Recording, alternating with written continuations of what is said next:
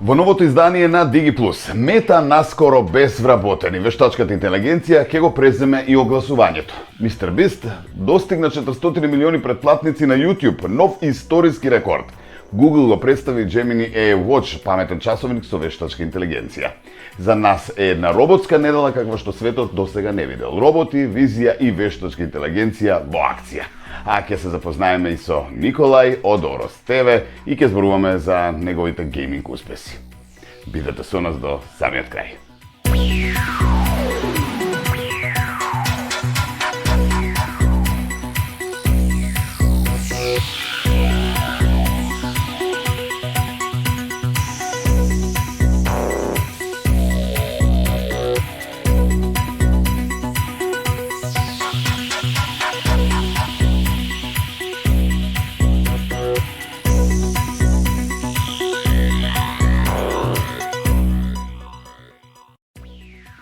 Време е за нови дигивести како и секоја недела. Ве поздравувам каде да сте и ви препорачувам да ни изгледате до самиот крај, затоа што и овој пат ги собравме најинтересните дигитални информации и иновации за сите по дома. Па да почнеме поред. Изгледа дека иднината на огласувањето ќе биде во целост во рацете на вештачката интелигенција, барем според плановите на Марк Цукерберг. На неодамнешната собраниска седница со акционерите, извршниот директор на Мета откри како компанијата ја гледа својата иднина. Вели, сакаме да стигнеме до точка каде што секоја фирма ќе ни каже што сака да постигне, да продаде производ или да привлече купувач. Колку пари е подготвена да плати, ќе го поврземе сето тоа со банкарската сметка и ние ќе се погрижиме за другото. Со други зборови, Мета сака да стане целосно автоматизирана машина за профит. Мета, компанијата зад Facebook и Instagram, веќе го започна овој процес. Нивните AI алатки веќе ги оптимизираат постоечките реклами и ја насочуваат публиката, но тоа е само почеток. Новата генерација на технологија нема само да ги подобрува огласите, ќе ги создава од нула. Процесот е едноставен. Фирмата испраќа слика од производот и буџетот што го има. Потоа AI креира цела кампања, слики, видеа, текст, избор на публика, распоредување на буџет. Се без потреба од маркетинг експерти. AI дополнително оди чекор понатаму со персонализацијата. Ист оглас за автомобил ќе изгледа различно на различни корисници. Некој што живее во снежен регион ќе види сцена од возење низ планини, додека урбаните корисници ќе гледаат автомобил низ градски улици. Содржината ќе се менува во реално време според подотоците за корисникот. Овој модел најмногу ќе им користи на малите и средни претпријатија кои немаат буџет за агенции. Наместо да плаќаат креативци, копирајтери и маркетинг експерти, ќе можат само да испратат слика од производот и да го остават остатокот на AI Мета. Од Мета очекуваат со тоа да привлечат илјадници нови огласувачи, иако тоа ќе значи удар на помалите маркетинг агенции. Големите компании се поскептични. Тие стравуваат дека губат контрола и дека AI нема да разбере нивна верзија. Многу од содржините генерирани од AI изгледаат вештачки и бараат доработка, што ги намалува заштедите и може да му наштети на брендот. Мета не е само во оваа трка. Google неодамна го представи Veo, алатка која од текст создава видео и се очекува наскоро да стане дел од маркетинг алатките. Компаниите како OpenAI и Midjourney веќе се користат за создавање рекламна содржина, а Мета се обидува да ги интегрира и нив во својата платформа. Главниот предизвик, ова бара огромна компјутерска мок и специализирани AI модели. Прашање е дали ќе може да функционира на големи размери, кога ќе стартуваат милиони кампањи истовремено. Во очекување на новиот AI начин на рекламирање на социјалните мрежи, да зборуваме за најпаметниот часовник досега. Google ја најави својата најнова технолошка иновација Gemini AI Watch. Паметен часовник со вградена вештачка интелигенција, која ќе го промени начинот на кој живееме, работиме и се грижиме за себе. Со AI асистент базиран на Gemini моделот, часовникот учи од вашите навики, ве советува кога да одморите, кога да вежбате и како подобро да се организирате. Се тоа директно од вашиот зглоб.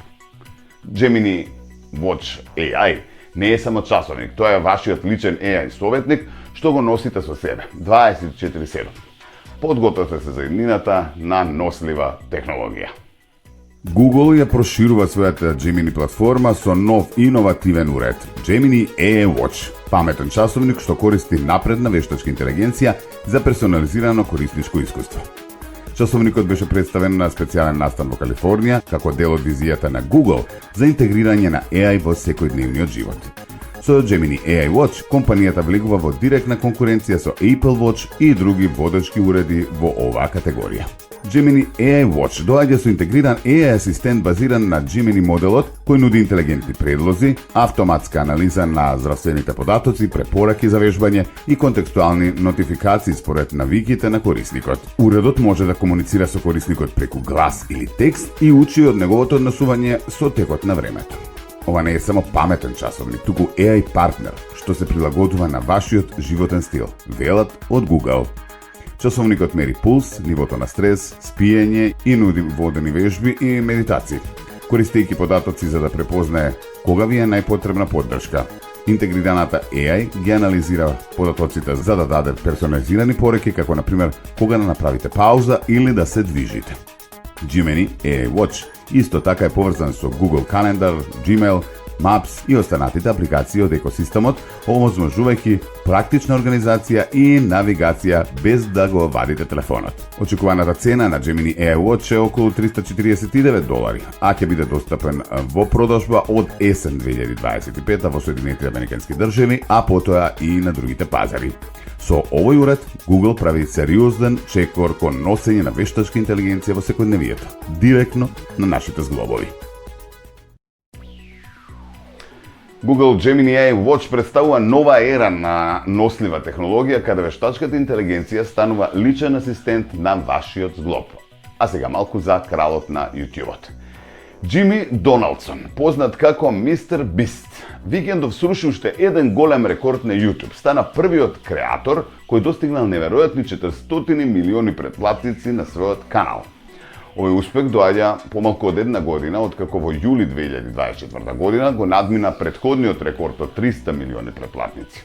Според податоците на платформата Social Blade, Mr. Beast досега има објавено 875 видеа, а каналот во просек добива околу 2 милиони нови претплатници неделно, односно 333.000 дневно. Тој не е само најследен креатор на платформата, туку и најплатен јутјубер последниве неколку години. Неговите годишни приходи се проценуваат меѓу 650-750 милиони американски долари, вклучувајќи приходи од монетизација на видеата, спонзорства, реклами, продажба на бренд продукти, франшизи и новиото реалити шоу, проектот Beast Games на Amazon Prime. Вкупното богатство на Доналдсон се проценува на околу 1 милијарда долари. А сега е време за роботи. За нас една работна недела, како што светот досега не видел, роботи, визија и вештачка интелигенција во акција. Неверојатно иновативна недела позади нас кога станува збор за роботиката и вештачката интелигенција. Изминатата недела беше вистинско лудило во светот на роботиката и вештачката интелигенција. Boston Dynamics даде на Atlas нов систем за перцепција, толку прецизен што може да поправа автомобилски делови среде хаос без да трепне. Hugging Face лансираше два отворени хуманоидни роботи, едниот со целосна големина и полн со мотори, другиот ефтин и подготвен за на биро. Сето тоа додека тивко ја абсорбира Polo Robotics. Во Кина, робот Era ја изненади публиката со Star One, кој готвеше кнедли со стапчиња. А и Honor, компанијата за телефони, скокна во трката со хуманоиди. Во меѓувреме Apple тивко го префрли својот роботски проект во полна брзина. Прво започнуваме со Atlas Lab на Boston Dynamics. Инженерите таму и прикачија сосема нов перцепцијски систем на нивната титаниумска звезда за паркур и ефектот е како да ја дале нов пар очи и внатрешно уво. Дводимензионалниот слој освојува се во сцената. Подот, рафтовите, чудно обликуваните кочни цилиндри, така што роботот од прв поглед знае што е што. Потоа тродимензионалниот слој заклучува облак од клучни точки околу секоја полица, мерејќи внатрешни и надворешни агли со толкава прецизно што Атлас секогаш знае каде точно се наоѓа прозорецот, а дури ако некој ја помести целата полица додека работи. Токму тоа се случи во тест видеото. Додека Атлас ги носеше деловите, техничар намерно ја туркаше челичната конструкција за пола метар лево-десно. Роботот паузираше за момент, ја пресмета својата позиција според новите координати и продолжи. Друг техничар испушти тежок дел зад него. Микрофоните го слушнаа звукот, но не можеа да го лоцираат. Па визијата се сврти, го најде предметот и рачките го зграбија. Се тоа мора да биде прецизно. Просторите на полицията дозволуваат само 5 см маргина. Ако зглобот промаши за само 1 см, делот се заглавува. Затоа тимот разви темелен и ударен колаборацијски систем за Атлас да стане прецизен, дури кога рамката се проширува на пладнец, собира навечер или добива удар во градите. Овој нов пристап го нарекуваат атлетска интелигенција, затоа што сакаат секое движење да изгледа намерно, а не внимателно. И навистина веќе се чувствува ароганцијата во неговото однесување. Одиме кон поглед на отворениот код. Hugging Face лансираше 2 нови роботи, Хоп Джуниор и Ричи Мини, со големина на возрастен човек и има 66 степени на слобода од вратот до секој зглоб на прстите.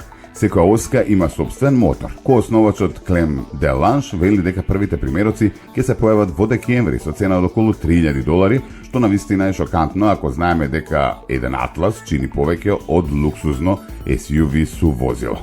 Ричи Мини стои на биро и има глава што се врти, звучници и микрофон и служи како физичка платформа за девелопери кои сакаат да интегрираат LLM агенти во реалниот свет. Тој ќе чини околу $250 до $300, зависи од царините. Но Hugging Face не го направи ова сам.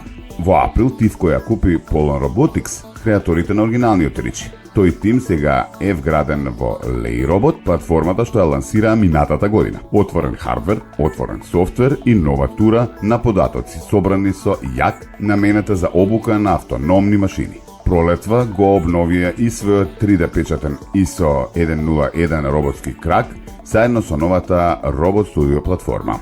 Нивната порака е едноставна, хардверот и софтверот треба да се развиваат како JIT репозиториуми, инаку иднината на AI ќе ја контролираат неколку црни кутии. Кинеската хардверска трка ја поддржа таа логика на промоцијата на AGP Honor 400 телефонот пред 2 дена. Извршниот директор Ли Джун ноншалантно спомна дека Honor влегува во хуманоидната роботика благодарение на новиот фонд од $10 милиарди за AI. Тоа е сличен потек со поранешниот нивен собственик Huawei, кој го разви Guano Humanoid со Pangu моделот и веќе користи Harmony OS за комуникација меѓу роботи и автомобилски фабрики. Локалното расположение е ентузијастичко. За време на полумаратон за роботи во Пекинг, Дженсон Хуанг предвиде дека кинеските хуманоиди во фабриките и магазините би можеле да станат трилионска индустрија. Со илјадници стартапи во трка, Honor очигледно не сака да остане на клупа. Во робот ера, нивниот хуманоид Star One стана вирален. Станува збор за првиот робот кој мајсторски користи стапчиња не само за фаќање предмети, туку и за вистинско готвење кнедли, точење вино, дури и наздравување. Ова не е само шоу, туку и демонстрација на фина моторика, културна свесност и реално време на сензорска интеракција. Star One работи на AI натив архитектура, има целосен сет на камери, микрофони и сензори за допир, што му овозможуваат интеракција со светот на ниво кое што пред неколку години изгледаше научно фантастично. Најимпресивно е тоа што користи Foundation модел, што значи дека учи сложени задачи целосно со минимално програмирање. Не имитира човек, туку учи како него. Тоа го става во нова лига. За другата страна на Пацификот, Apple својот роботски проект го премести од тимот на машинско учење во хардверска дивизија и му даде нов приоритет. Project G595 замислува екран со големина на iPad на основа со роботска рака која може да гестикулира, да се врти, па дури и да мафта. Кевин Линч го води тимот, а целта е да се вгради AI личност со сензори за уредот да делува жив. Поедноставниот G490 се одложува поради проблеми со Siri, па G595 станува главен експериментален проект. Поред Гурман, нема да се појави на WWDC во јуни, а самото лансирање се очекува дури во 2026. но внатре во Apple овој проект од споредна приказна стана главен фокус. И за крај Pudu Robotics го представи CC1 Pro, нов робот за чистење, наменет за трговски центри, болници, аеродроми и магазини. Една единица има 4 модели: метење, перење, шмркување и бришење, со задна AI камера што проверува дали подот е навистина чист. Ако не, се враќа назад. Покрива 5000 до 8000 квадратни метри по сесија. Ова е од едно фудбалско игралиште. Системот автоматски препознава подлоги, прилагодува јачина на чистење и оптимизира батерија. Слем мапирање, лидер и AI овозможуваат избегнување на пречки. Сензори проверуваат четки и гумени делови. Ако се заглавени, роботот алармира или почнува само чистење. Дури има и сертификат за безбедност. Тоа беа најновите роботи кои што светот ги вида минатата недела. Што ќе видиме во продолжение, малку гейминг, но веднаш после паузата со реклами. Бидете така.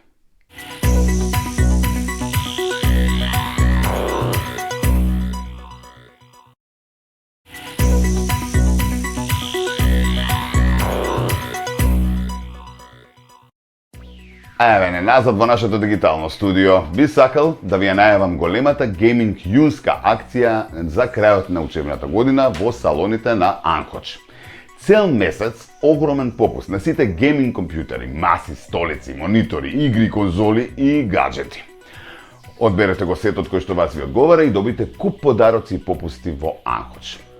А продолжуваме со гейминг минутите и дружбата со нашите гейминг пријатели. Односно, ќе се дружиме со Николај Јанушев, кој ќе ја сподели својата геймерска приказна и успесите во геймањето. Се качуваш да скокнеш.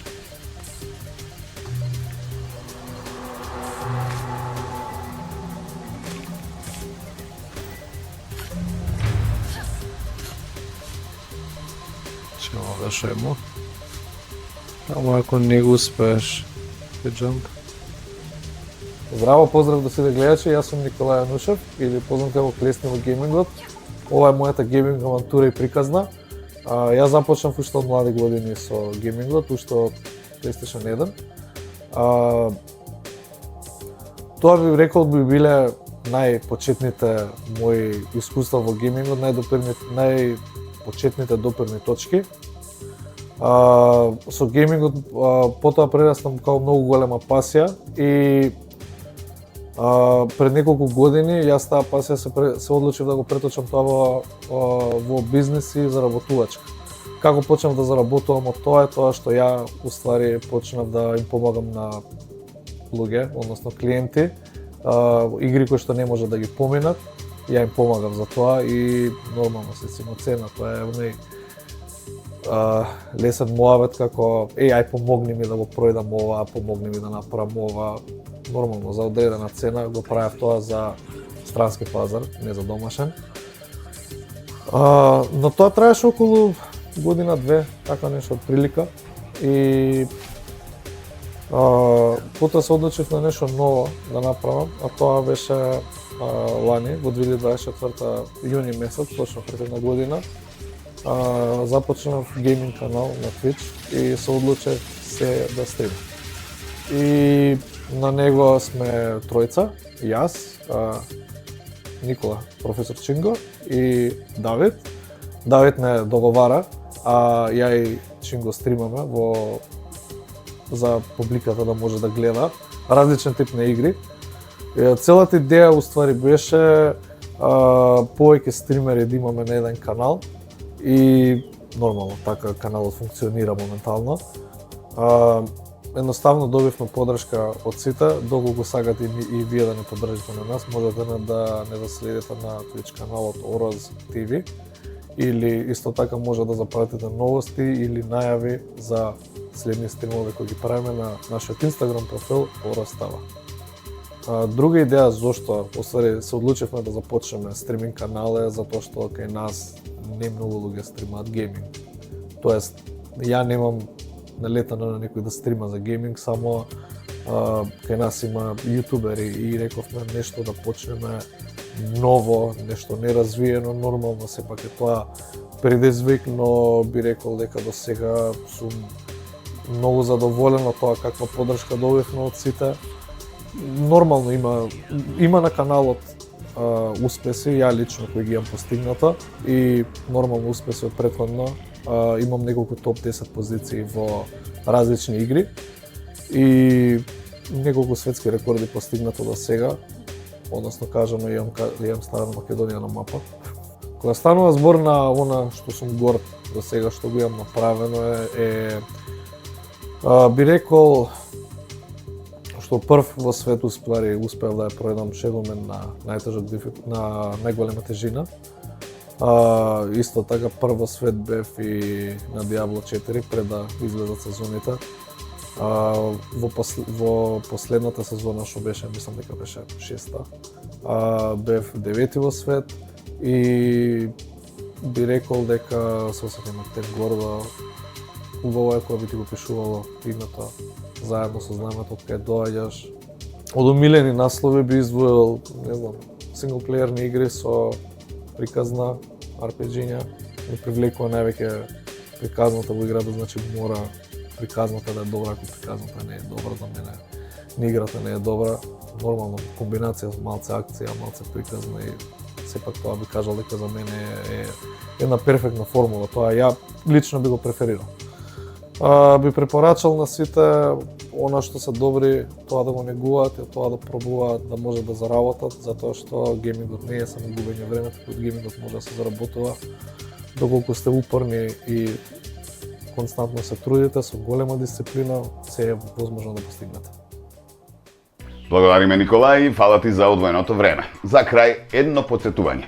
Како што сите љубители на Nintendo знаат, излегува најновиот Nintendo Switch 2, па очекувано и во Анкош да бидат во текст со сите нови технолошки новитети. Имено во премиум салонот на 11 јуни, тоа е среда, ве канат на турнир и тестирање на новата Nintendo конзола. Сите детали ви се достапни на нивните социјални мрежи, така што не пропуштите да бидете дел од оние кои што ќе го посетат настанот, ќе го истестираат новиот Nintendo и се разбира ќе добијат некој подарок можеби.